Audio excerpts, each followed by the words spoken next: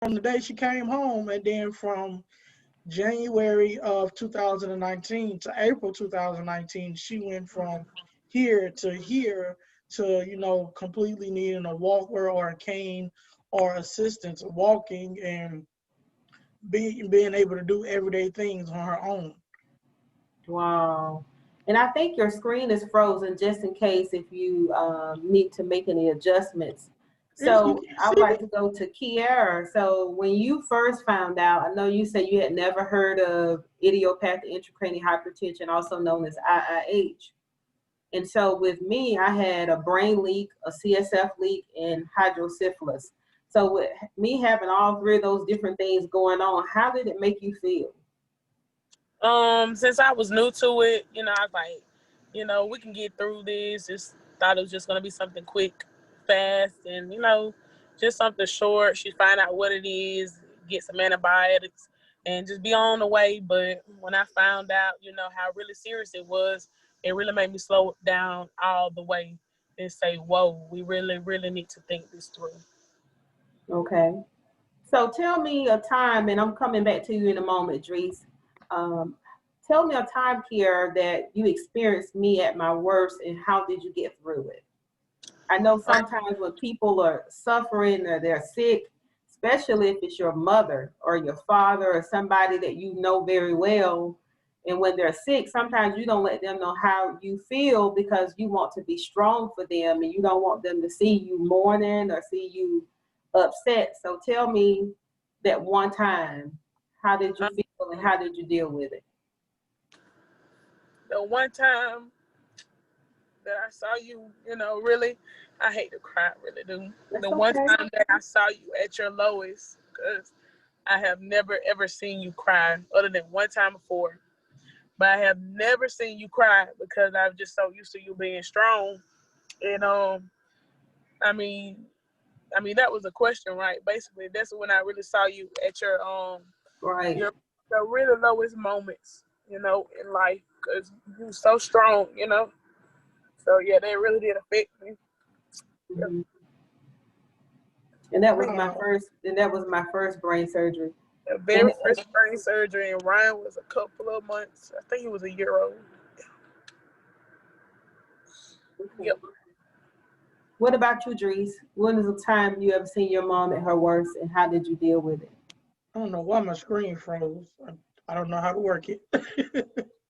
But I think it was after months of going to the doctor and, you know, telling them her symptoms and just constantly repeating herself and them kind of brushing it off. And I think it wasn't until she told the doctor, and then I heard her say the headaches are so bad to the point where I want to shoot my head off.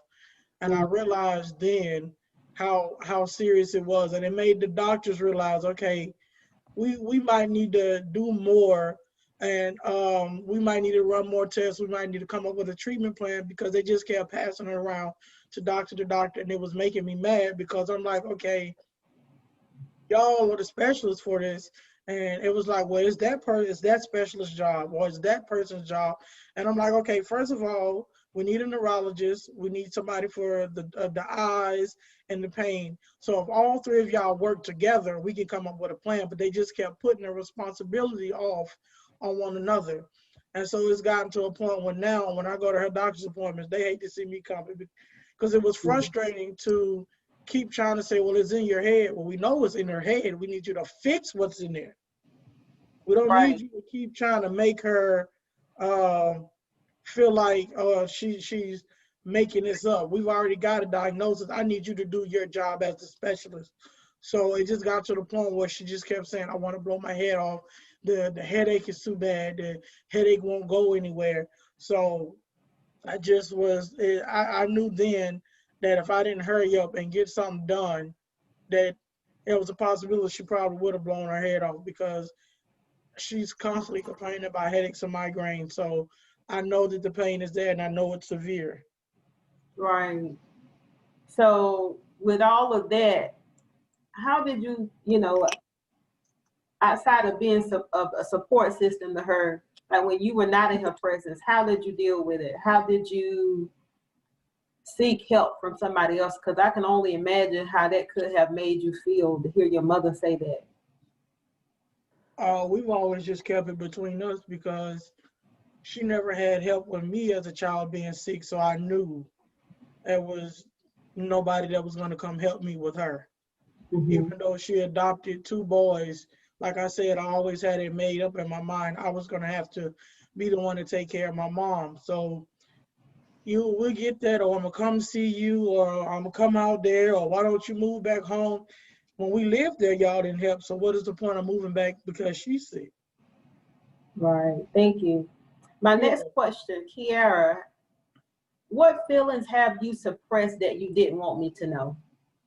There were some days, I just used to cry alone because, just didn't need that extra stress. So those are feelings I put aside at that moment because that time I just knew I needed to take care of you and, just make worry less as possible. So very, very sad.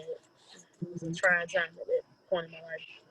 And then trying to take care of Brian too. So yeah.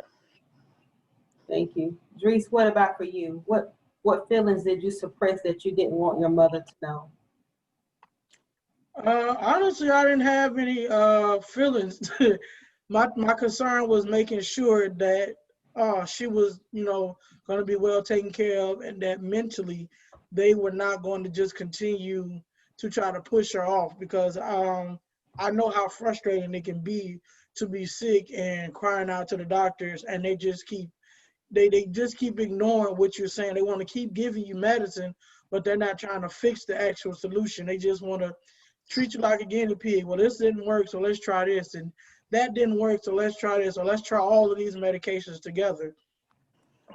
Any bad feelings I ever had was always towards my family because, like I said, they didn't help with me. So, it makes me mad when they call and they're like, oh, I'm going to come out there and help you with your mom. I'm going to come and, do this, or I'm going to visit, and then nobody shows up.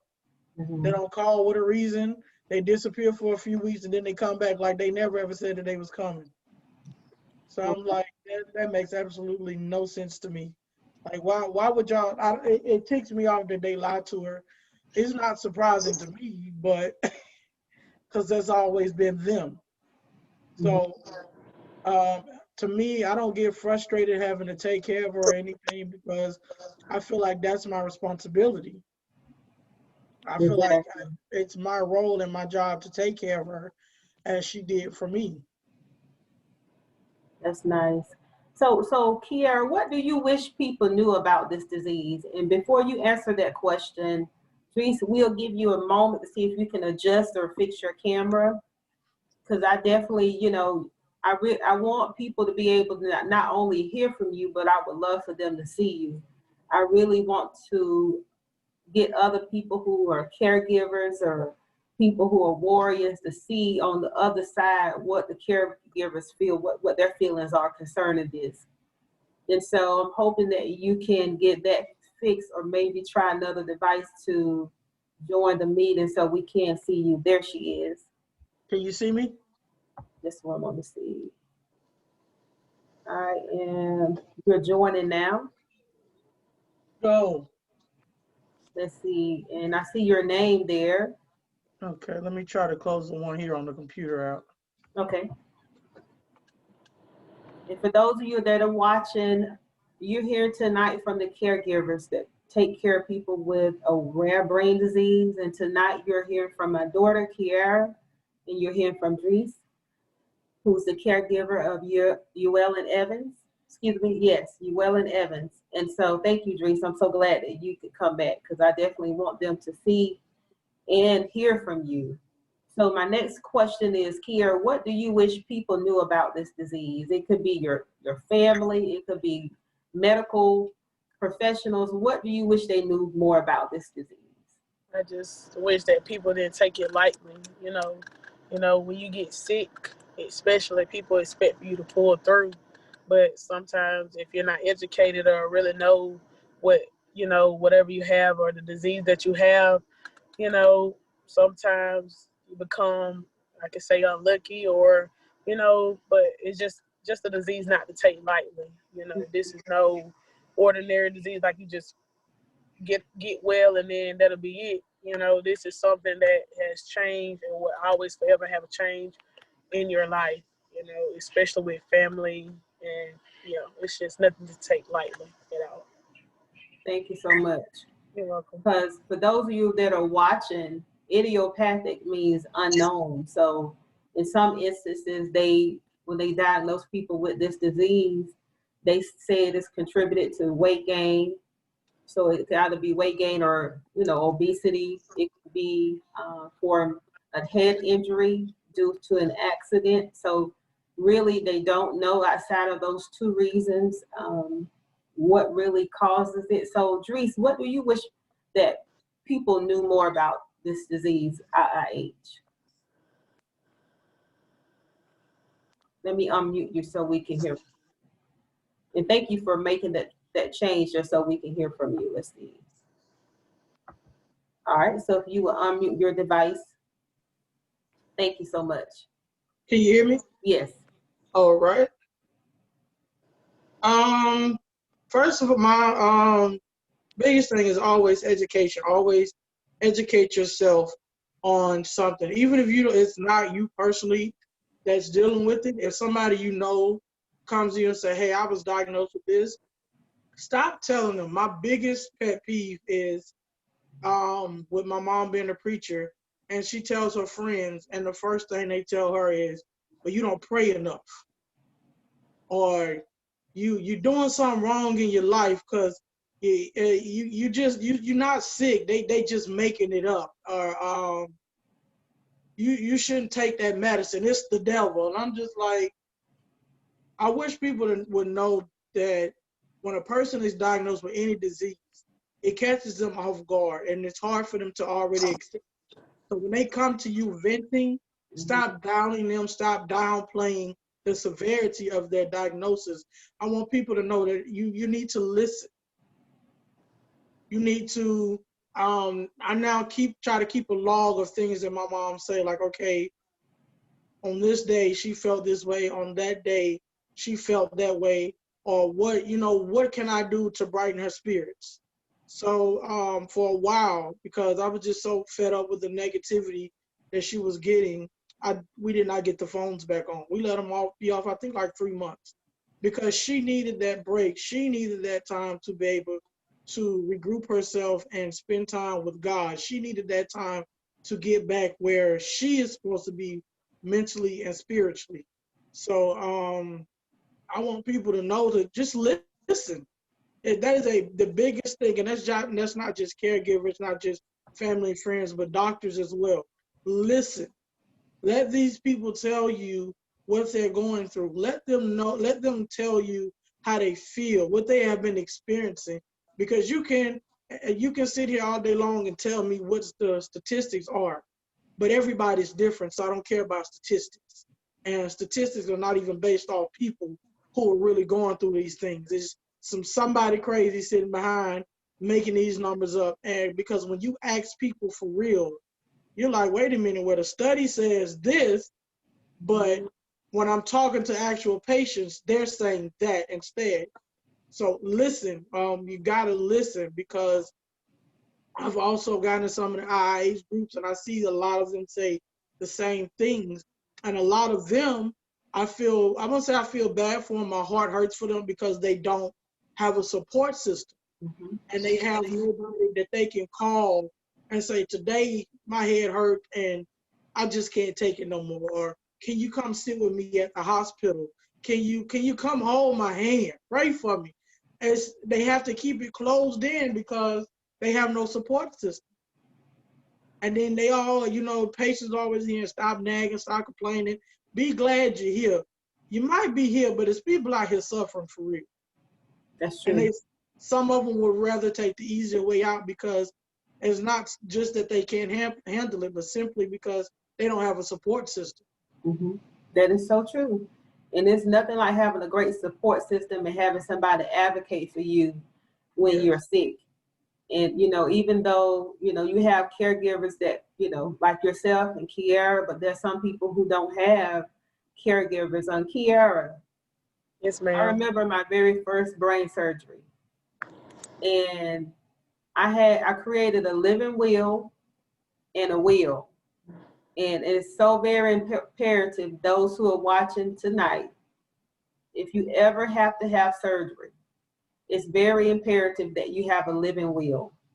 Because when you are about to have your surgery, when you're sedated, you're not in a position to make decisions for yourself. So whoever it is that you have appointed to make decisions on your behalf, if you're unable to make decisions, that's the purpose of a living will. So before you go in the hospital, you need to get that living will notarized. And in addition to that, I will encourage you, if you don't have a will, that's two different wills now. You need to get that other will notarized as well. So my very first surgery, before they put the shunt in my head, tell them about that when the doctor came out to speak with you. Oh, okay. I'm trying to gather my thoughts. Okay, so when he came out, he was like, he had just went on ahead and broke the news. It was like, we did everything we could, and he went into detail. He was like, we cannot find the leak. That was just, after that, it was just a blur to me, but I did catch it some bits and pieces.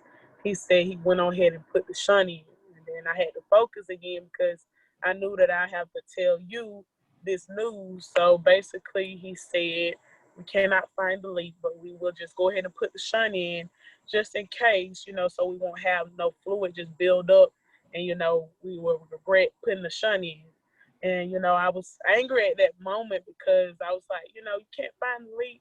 You just put this shunt in her, and, this is something foreign, something that her body's not used to. What if she don't take well to it because you can't find the leak, but you're going to put the shunt in? How you know where you're going to put it is going to go through the shunt, and, she can just release it out. And he said this is just the best option. She'll have more swelling on the brain, which could possibly cause death, seizures, just different type of symptoms. She might not be able to take care of herself. So, at that moment, I didn't trust him. I trusted God. And, I had a peace about it after he went into depth about the whole situation. So that really did put me at ease. And just those words when he said we cannot find the leak, it just broke my heart. I thought this was just going to be behind us, but little did we know it was more, more distances, more steps to recovery. So the moment when I came out of recovery and they put me in my room, and when you walked in the room, could you describe that moment to them, if you're able to? Um, it was just, yep. It was just, I can't really talk about it, but it was, yeah. It was. Okay. It's okay.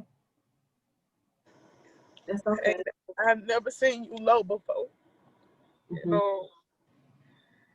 People go through things in life, and man, life goes so fast. Everything is good, and then you just hit a big concrete stop.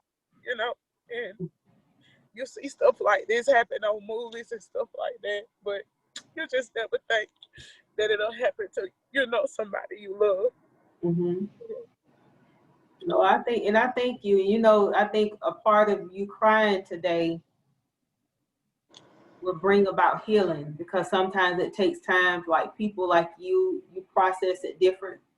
Drees, she's a warrior. You're a warrior too, but warriors cry too at the same time. So, Drees, when your mother had surgery, what was that experience like for you after she came out of recovery and entered her room? I think I did a lot better than my mom has done, and all the times I've had surgeries and stuff. Because of course, she's always nervous. She may cry and be upset and confused. But I think by me being sick most of my life, I was better prepared than a lot of people, because my only concern was her making it out from the surgery. Mm-hmm. I wasn't too worried about them, not being able to do their job. My concern was just her, you know, coming from under the medication and Right. being able to be fine. We knew that because before she couldn't go side to side, she couldn't turn her head, so we knew that it was a 50-50 chance. They told us with her left arm,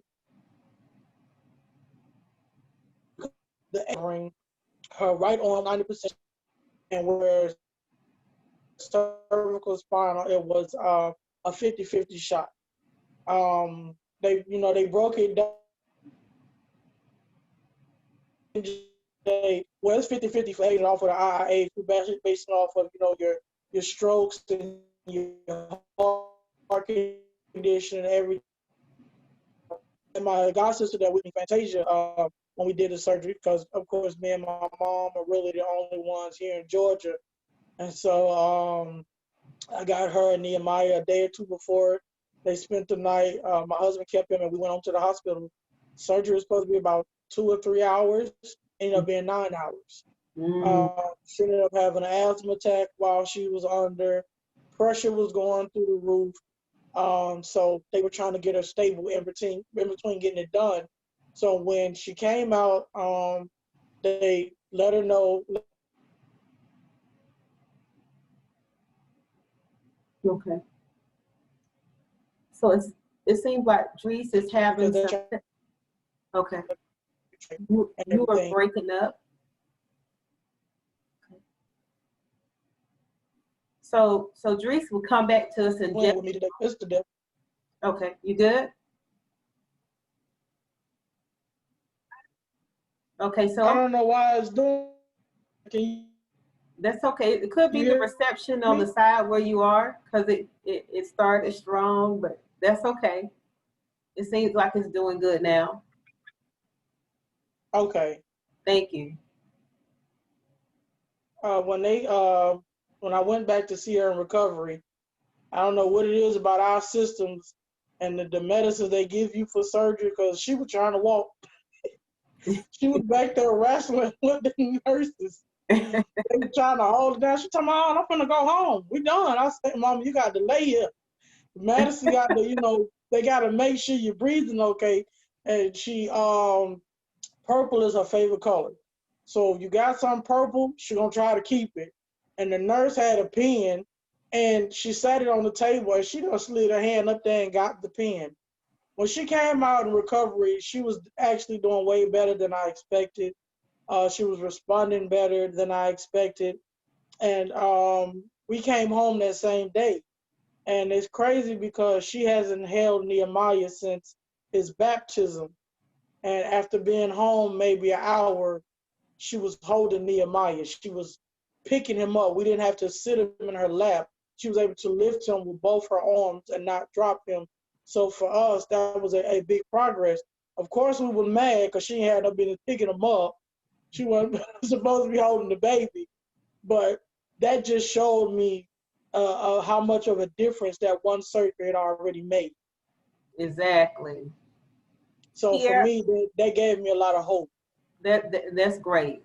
That's great. Praise God. Kiara, if resources were not an issue, what do you wish was available for people with IIH?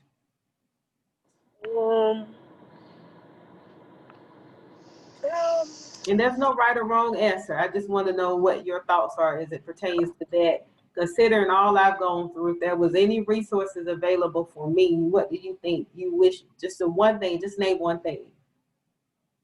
What I really wish, just like they knew how to take care of it, just like reverse it or something. I guess when things are not as popular as, different other diseases, right, it's not really studied. So it's like kind of pushed to the side. And I just wish, like, for yours, what you have and others, that they're able to find a cure for it. It'll make things a lot better. You won't have the symptoms that you're still going through. When, the beginning symptoms that you started out with, they could put a stop to it before it gets aggressive. So that's a resource that I wish that they had, something to, it was little, when you went to the eye doctor you know, I wish they knew or were able to spot ahead on like, oh my God, we got to get this done. We got to get this antibiotics. We want to reverse this. You know, I just wish they had resources, you know, as it starts out before it gets major. Exactly. Thank you so much. You're welcome. Teresa, what do you wish if resources were available? I would say the first thing would be a support group, some type of support system, because not everybody has support. So I wish doctors could, you know, when somebody passed, they can recommend all these grief counselors and stuff. I feel like they should have people who have taken care of people with IIH, who have, you know, been in the medical field, or, you know, they're just compassionate enough to be there to support IIH patients as they go through this. And then again, I also wish that, because we know, of course, we wish it was reversible, but I wish they had better solutions. Like they couldn't find your leak. I wish it was a guaranteed way for them to be able to find and stop the leak. I wish that the medicines were more reliable than they are, because it's not something that's easy to live with. It's not something that is easy to accept, because you don't just, like, I have seizures, but I can still live a pretty normal life. But with IIH, it kind of stops your life. I know there are people that are still, you know, that still work and everything, but they're still at work with a pounding headache all day long. They're still at work and they have fluid leaking from some part of their body, you know, and it's hard to focus on your work when your head feel like it's an 18-wheeler just running it into a brick wall. So we need better resources. We need more education on it, because when, like you said, the first thing they say is your weight. Well, if somebody is 120 pounds, what do you tell them as far as treatment? Would you want them down to 100 pounds, 80 pounds? But then you're going to say they're underweight. So I need them to have, my biggest thing is reliable answers. I need them to have more reliable answers and more reliable treatment, so that patients are not having to ping pong in between doctors. Like, you shouldn't have to go see a specialist. You should see your neurologist, and then they're not communicating with your eye doctor of what's going on. You gotta, you know, like we go to my mom's appointments. We go to the eye doctor. We don't know the results until we get to neurology. Then we don't know neurology results, so we get to the primary care physician. I need them to communicate better, because this is affecting patients and their care. That's true. If you don't have an appointment with your neurologist for 6 months and you did an eye test 4 months ago, you should not have to wait that long for your results. That is true. And have you ever requested, do they have a portal in which you can go online and review the results? They don't put, some of the stuff they do put in the portal, but the most important stuff that we need to know, they're not putting that in the portal. And then the only way we get the information is we have to make an appointment. And of course, now with the virus, I can't go to the back with her. So she'll call me on Messenger so I can hear what the doctor is saying. And if I have any questions, you know, I'll speak to them. I need neurologists to stop telling patients things like, you're the reason, they told my mom that the reason she uses the cane or the walker is because she's hesitant to walk. I said, well, ma'am, she has problem with her feet and she falls a lot. They felt like she wasn't leaned over the walker enough for someone who needs the walker. So pretty much you wanted to hurt her back to be able to stand on her own 2 feet. I need them to be more considerate of what's being said to them, to the patients, because it took my mom to tell the first neurologist, how would you feel if your children had to wipe your butt? And she said, well, my kids are 4 and 6. No matter actually how old they are, how would you feel if they had to clean you and take you to the bathroom? I need the doctors to take IIH way more serious than they do. And you brought up some valid points. some some valid points. So one of the things is, and this is something that I'll notate, is that hospitals or the doctor's offices, or wherever you're going to see the doctors, they need to offer a portal, and they need to upload that information in the portal so you can retrieve it within a timely manner. And that's one thing I'm very grateful that along my journey, I shared my login credentials with my daughter and my cousin so they would know what was going on with me. And some of that stuff I didn't always understand what it meant when my reports came back, such as a CT scan or MRI. So I would Google it to see what it meant, because a lot of the terms, the medical terms, I was not familiar with. So you brought up some valid points, and I thank you for sharing that. So my next question is, start with you, Kiara.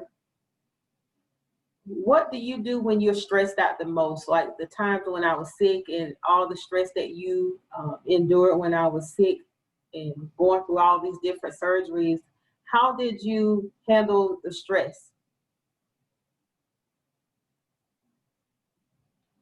So I think you're muted. Let's see, let's unmute you. That's okay, you good, it happens with Zoom.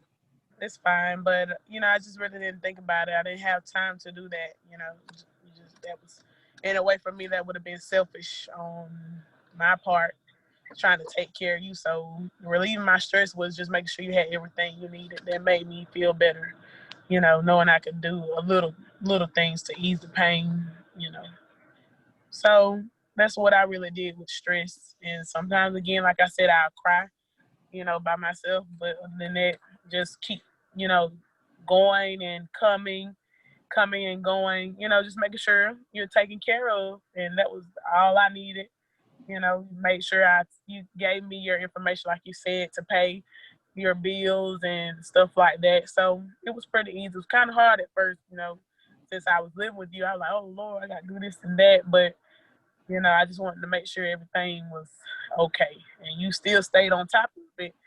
When you had your first surgery, the next day you were still trying. You were like, call this person. Did you pay this? Did you do that? I was like, yes. Just relax.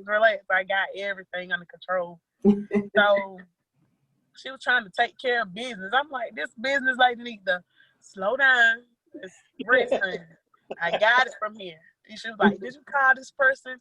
Did you tell Dr. So-and-so this and all that? You were just trying to take care of it. And I was like, look, let me take care of it. So that kind of took the stress away from me, because I was like, oh, she's doing really good. And I like being that someone just worked, did a procedure on her head. So, I mean, I really wasn't, I didn't have time, let's say, to, even think about stressing. Because, again, I was worried about you, but I wasn't too stressed because I saw that you were in good spirits. So that made it more easy to take care of you. And, of course, I know you're feeling better when you start telling me what to do, honey. So, yeah. So I was happy about that. Thank you so much. What about you, Dries? Thank you, Kiara. You're welcome. Could you repeat the question for me, please? Yes, how did you handle your stress, like in dealing with everything with your mom? Like, what was your outlet? It's crazy because it's the smaller things that stress me out versus that my brain does not rest, not even in my sleep. To me, it was just like I said, it's just like we flipped the switch. Yesterday she was taking care of me, today and so on, I'm taking care of her. So I wasn't stressed. I was just more concerned of whether or not they would have a treatment plan. And I was more concerned about the fluid buildup, on the brain. Okay, is it a possibility I go in her room and she's no longer there in the morning? So, but if I do feel stressed, I have my husband, I have my best friend, I have my sister, so I do have my circle of people. Shoot, I go talk to my mom. I sit in her lap and cry like a baby, hon, and we figure it out together. So I go right in there and lay across her bed, and she just hold me and I cry.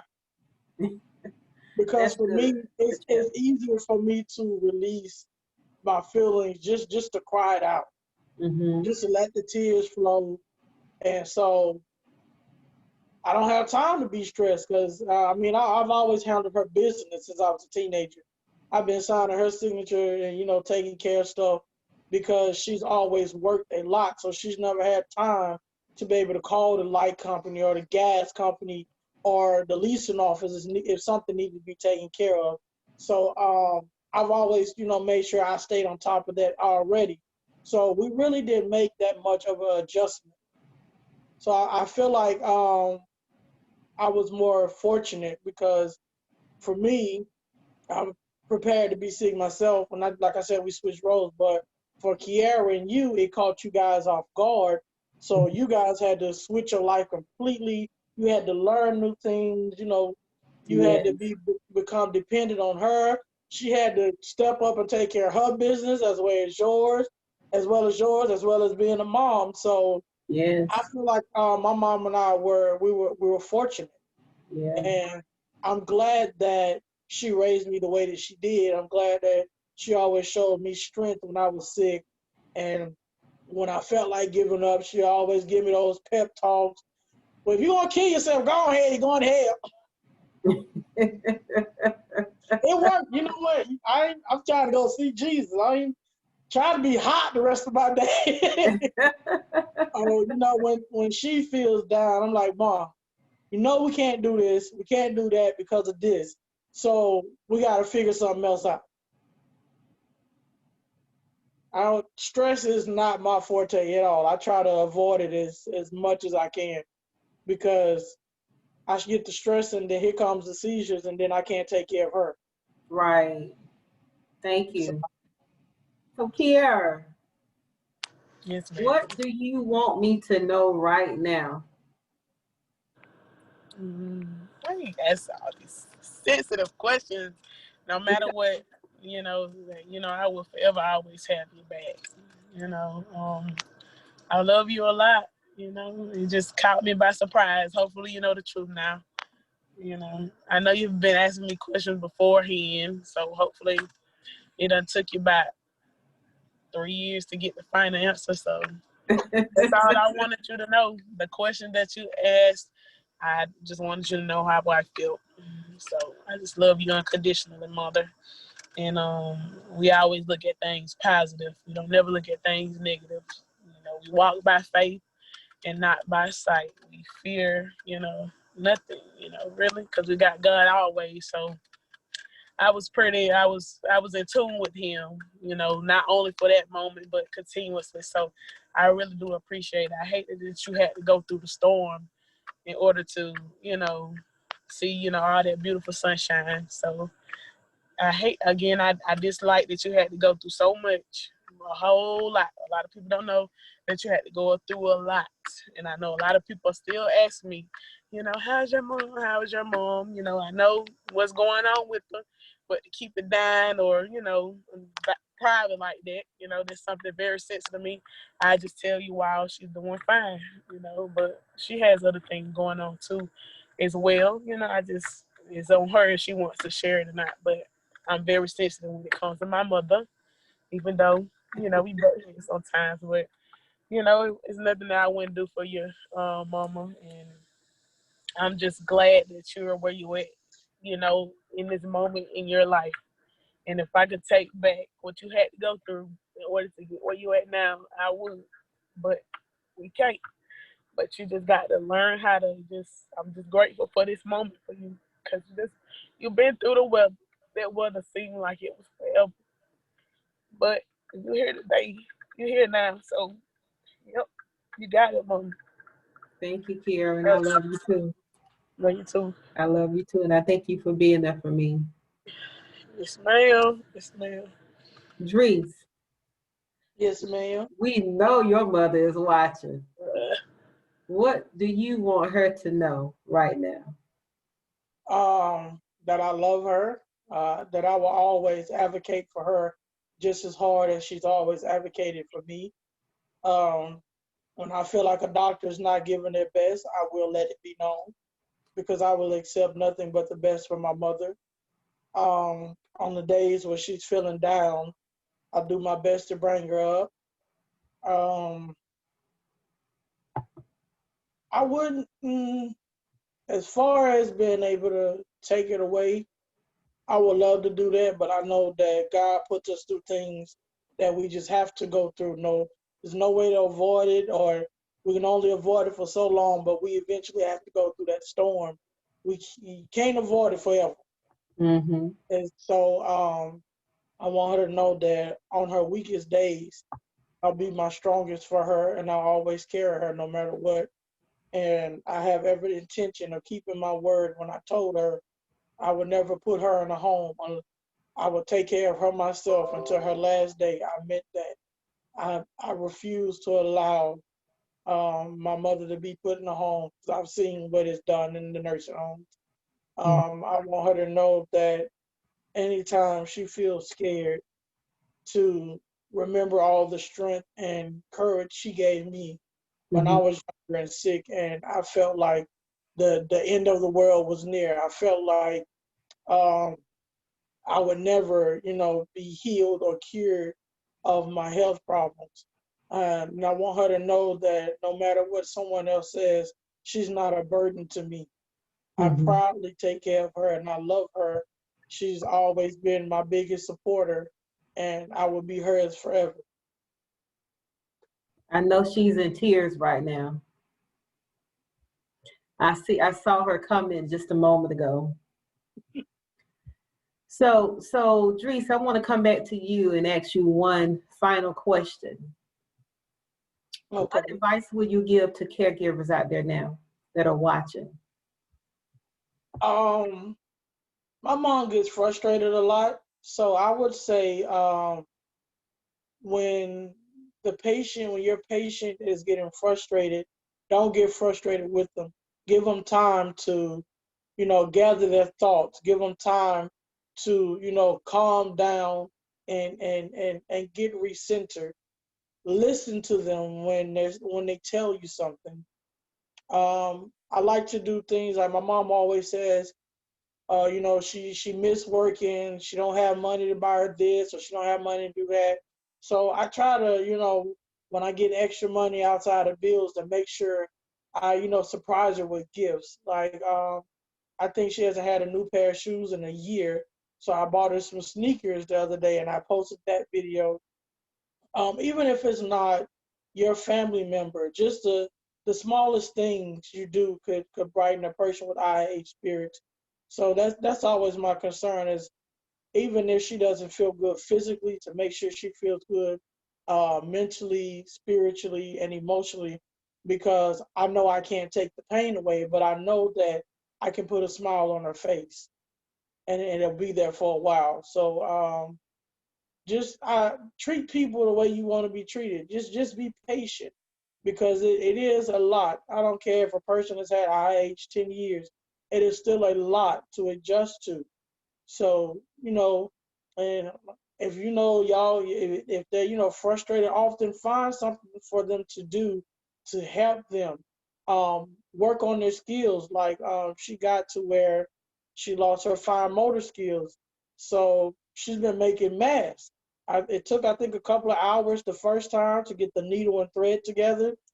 But now it's taking no time on it because she done made so many of the doggone bags. So it's like relearning to walk all over again. You got to go through those steps. You got to go through the therapy. You got to rebuild those muscles. So I just try to make sure on a weekly basis she's building those muscles. They're not getting weak because they're not being used. Um, she likes when I do her hair, we might do a mini concert in there, put some music on her TV or on the speaker, because that's our bonding time together. That's our time to talk and just really enjoy each other. So just be there as a caregiver. Don't look at it as I'm being paid or I'm not. Look at it as I'm doing something for somebody that they can't do for themselves. I think you are muted. Yep, you're muted. We taking turns being muted tonight. Thank you so much, Dries. You're welcome. Kiera, what advice do you wish to give to caregivers? you know, those who are caring for a loved one, whether it be their mother or father or somebody, what advice would you give to them? The advice I give them, just be patient, understanding. This is something foreign to the both of you all. So, this is just something new. So just always be patient, understanding, especially like someone gets frustrated. That's why you need to be there, standing in the gap for them. Like, hey, I know what you're going. Well, you don't know what they're going through, but just give me some of your pain, or if you can, just take that frustration and just reciprocate it with love, patience, kindness, and just understanding. It just takes a lot of patience to care for someone, especially if they're a full adult and you just used to them taking care of themselves. So I just tell them to be patient, understanding, and just loyal. I mean, they did look out for you when you were in diapers, so you can't help but to do the same. So that's what I would say. Just be Very good. understanding. You're welcome. That's great advice. And ladies, I thank you for your time. And I just want to appear on Facebook, and I want to see if anybody have any questions before we close tonight. We have about 9 minutes before we finish up. And if you're just coming in, and I know you've heard us talk about IIH, which is known as idiopathic intracranial hypertension, it's a condition that mimics a brain tumor. Your brain actually thinks it has a tumor. And some of the symptoms that most people have with this disease is vertigo, migraines, vision changes. It could be just a variety of different things. Some people also have what we call a CSF leak. That's when your body produces excessive, or actually has a water leak. I would call say it a it water also leak. affects the speech and memory Yes, because it does. And your taste. yeah, And because your my taste. mom has it. She has those days where it's so hard for her to talk, and she'll try to say something over and over and over. And most of the time, we can figure out what it is, but sometimes I'm like, "What? What you trying to say?" Mm-hmm. But Mm-hmm. and even at doctor's appointments, when she's trying to talk to the doctors and explain it, it's hard. So I try to explain for her, and then not only that, as a caregiver, the doctors need to know from your point of view what's going on with the IH patient. Because if you send my mom in there back there by herself, she's not gonna tell the truth. Exactly. She's not gonna tell them everything because when you're frustrated from going from doctor to doctor, you get tired of repeating You the do same stuff the over and same. over. I just be like, y'all didn't write it down the first 5 times. Now you want us to say all of that again? Did you? Exactly. So the speech thing for her is a big thing right now, and her being able to walk like she needs to, because she can get up and walk and she'll just stumble. So I'm Mm. about to put some stuff around the house to help her maneuver around here a lot better. Mm. And see, and for those who are watching, IIH affects everybody differently. Some people can have more severe symptoms. Some people can have minor symptoms and still be deemed critically ill. So it affects everybody differently. And so, Kiara,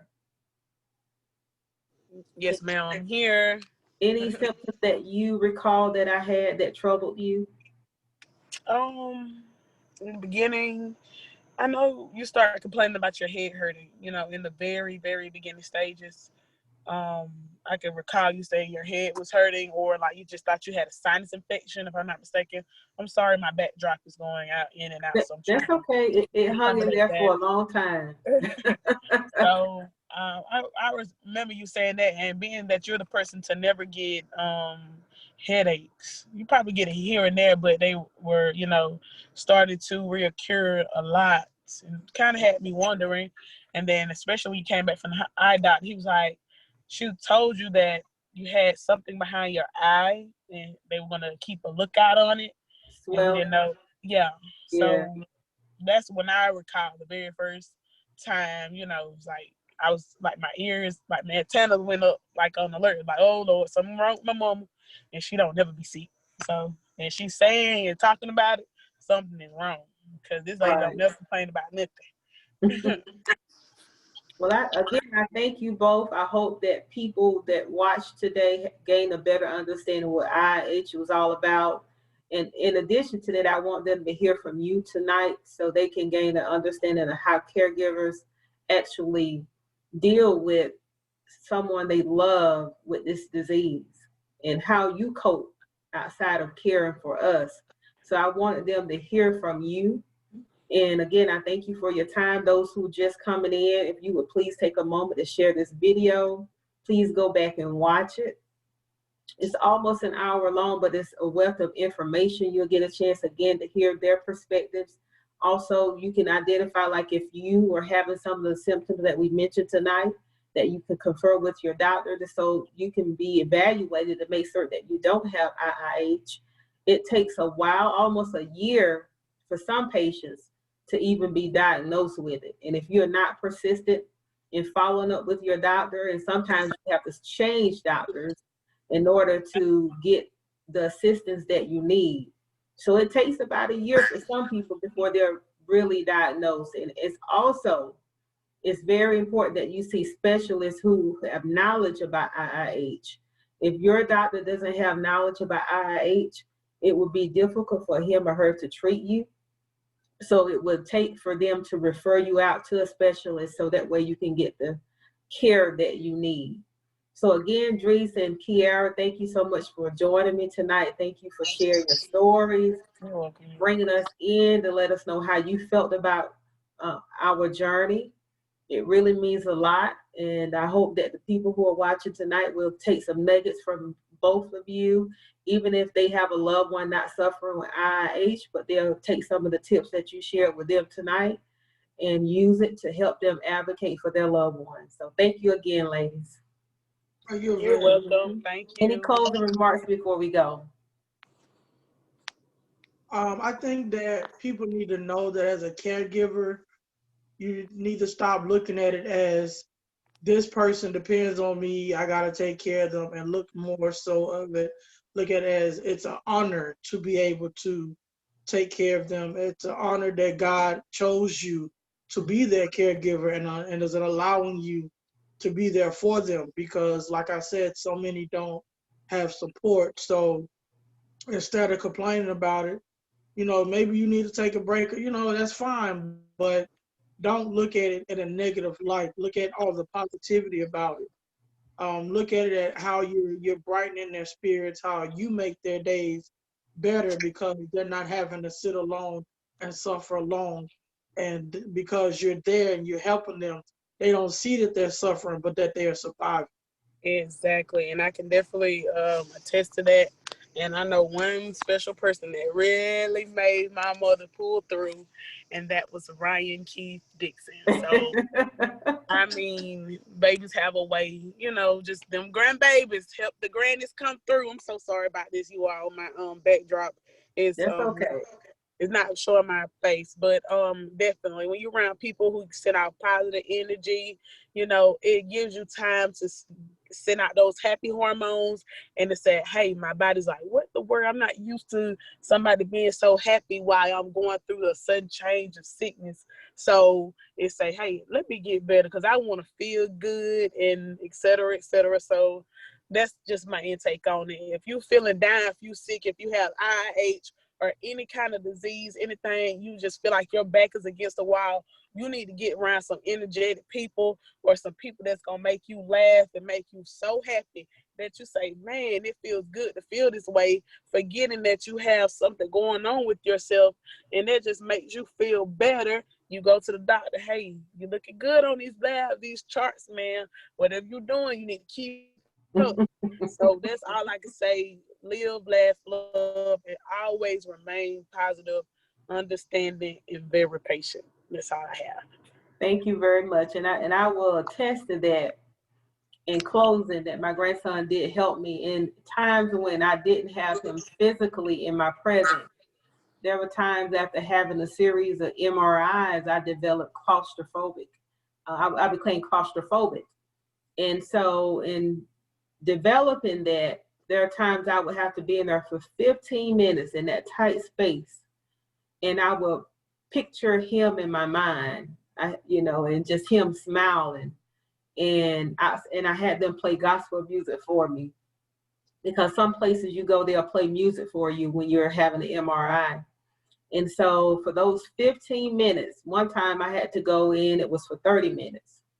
And there were times it was either 30 minutes or 15 minutes. And after having so many, I developed that phobia. And from then on, being in a tight space, it makes me panic a little bit for that very reason. So yes, you little ones, they brighten your life, whether they in your life presently or they are far. Just thinking about them help ease your mind when you're having to take tests like that. So thank you for shedding light on that, Kiara. You're right. You're welcome. So again, ladies, thank you so much. Llewellyn Evans, I know you're watching. I thank you for Dries for joining us tonight, because again, I thank you both for a power team. Kiara and I are the same. Y'all remind me so much of our relationship. And again, I just thank you. And Dries, she's real nice to her mama, but she put her mama in check when she get out of order. So But again, ladies, thank you so much for joining me. And everybody, if you're just coming on, please go back and replay this video so that way you can see some of the highlights from tonight. And if you're watching again, we are raising money for those warriors, people like Miss Llewellyn Evans, who's unemployed now, who no longer, is working and don't have a salary coming in the home. We're raising money. I go $1,000. So if you would go on my page and find the actual fundraiser that we have through GoFundMe, please consider donating. If you're unable to donate, please just share it with a friend, and then maybe they'll share it with a friend with hopes that we can raise money to help them ease some of the burden of the cost of living. So thank you for your support, and thank you for watching tonight. And ladies, you have a good night. You too. Good night.